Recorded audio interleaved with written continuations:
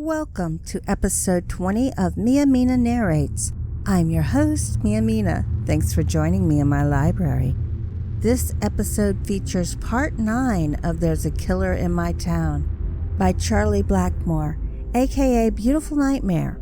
This is the 10th of an 11-part series I'm honored to be allowed to present to you. This series is planned to be released every Wednesday at 5:45 p.m. Central, 6:45 p.m. Eastern via YouTube Premiere through October to December 2nd, which means we're coming down to the final stretch, yet there's still more coming. Come join the discussion as the video is watched for the first time. Before we begin, please remember to like the video, leave a comment, share the video out, subscribe to the channel, and ring the bell if you haven't already, so you're notified when I release new videos. You don't want to miss any of this series. Now, let me whisper in your ears. The beloved husband, brother, and father, Dean Randall, had no recollection of the events that occurred while he was sleeping and or blacked out. Yet none of that mattered, because he was dealing with a mental illness that he was not aware of.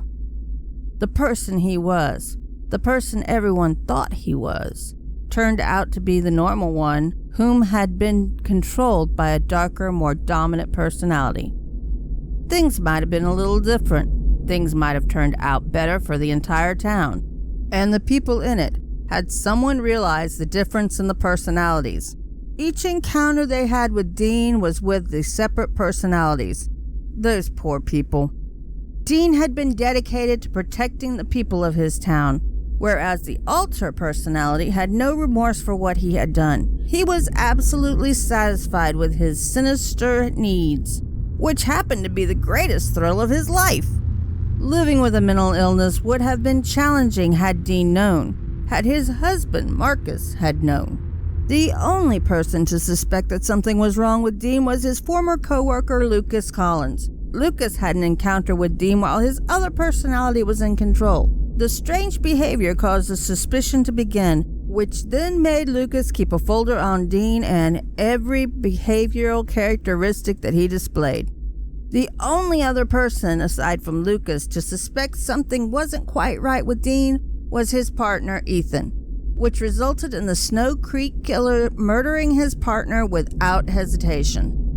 The dominant personality truly had ruined the life of a man who was actually innocent despite everyone's belief that he was guilty. It wasn't Dean's fault that he had to be sent away to live in a criminally insane ward at the Haven Valley Asylum. It wasn't his fault that innocent people died by his hands, and I know that now. I honestly don't blame him for what happened to my uncle. No one understood when I said that I forgave him. They said that a monster like him didn't deserve forgiveness.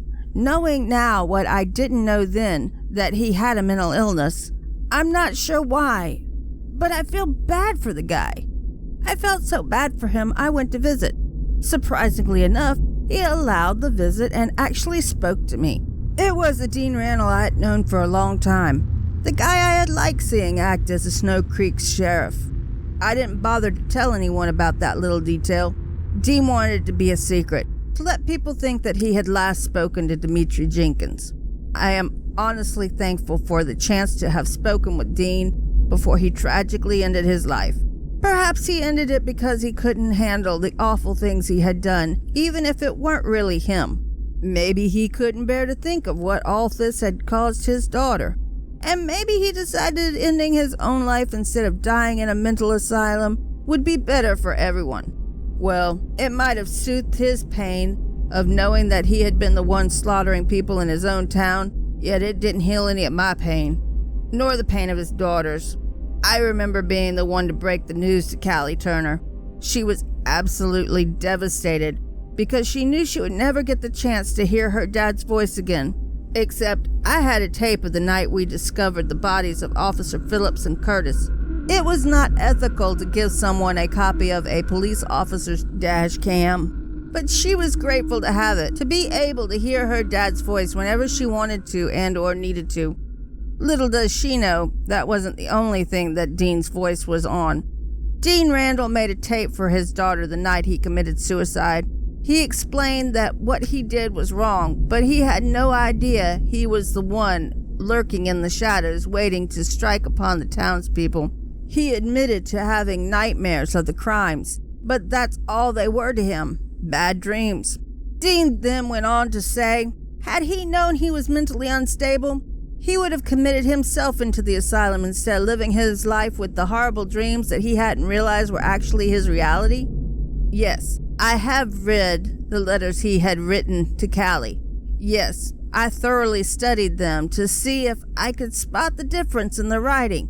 However, all those letters were from the man we all knew. The dominant personality hadn't written one letter because he simply didn't care about anyone or anything other than perfecting his work, murder. The story of Dean Randall has been a topic of conversation for the past 22 years.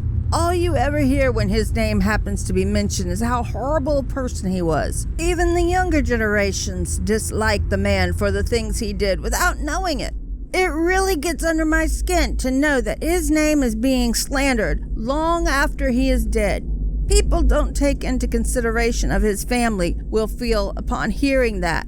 Callie lives in a house her dad and stepdad owned, despite it having a reputation for someone being murdered in. I do understand the reasoning behind people's nasty comments and pure hatred for the man, but he has been locked away from society for 19 years. He hadn't socialized with anyone during that time except me, and he has been gone for a while now. There are things that people nowadays don't understand, especially the ones who had never met him. Dean wasn't a bad guy. I don't hate him. I hated the other personality. I write this because everyone needs to know the truth about what happened all those years ago. Hopefully, by the end of this, they will have a better understanding on the whole situation. Hopefully, they will realize that everything he did was in no way his fault. I highly doubt that this will have any effect on anyone. I doubt this will change the way people think of him and the story of the horrible history within Snow Creek. But at least I can say I tried. I have tried to persuade the mind of others when it comes to Dean Randall. Tried to convince them that they would have actually liked him had they been given the chance to meet him before the murders happened. The entire case was finally closed a couple of years ago. I made the decision to close it because I could no longer stand by and listen to the harsh words of people who didn't fully understand the events of what happened. I will say this again. I do not, in any shape and or form, believe that this will make any difference. There is a point to me writing all of this. It is not being written to make myself feel better about hating the man for as long as I did. The purpose of writing this is to let others know that, and like I previously stated, Dean Randall was a good person. He was a smart, kind, gently, and outgoing person. He was a loving father who did everything he could to protect his only child. He loved his husband more than his own life, and he absolutely did everything that he believed to be the right thing for every person within our community, whether he was responsible for the murders or not.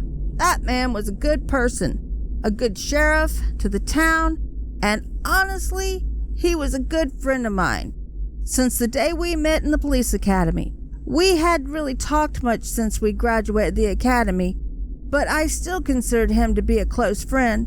I know he was uneasy around me, which doesn't bother me because I did act suspicious like he had written in one of his letters. I acted suspicious because I was keeping an eye on Dean. Something about him didn't add up, and I only realized that when he had forgotten that my uncle, Ethan, was his best friend. Now don't get me wrong. I did hate Dean for murdering my uncle, but I know he cared for my uncle more than anyone else in the precinct ever had, including myself. That what he did was wrong, yes, it was wrong. But, and let me reiterate this for the last time, it was not his fault. He was mentally ill and just didn't know it. Lucas. Thank you for listening to Part 9 of There's a Killer in My Town by Beautiful Nightmare, aka Charlie Blackmoore. For this reading, I'm using the paperback version of the book published on the 20th of July 2020. If you want to get your own, there's a link in the description.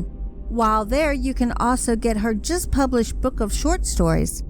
I'll have the link for you to choose paperback or Kindle in the description. You can follow her on Amazon or on one of her Twitter accounts, both linked in the description as well.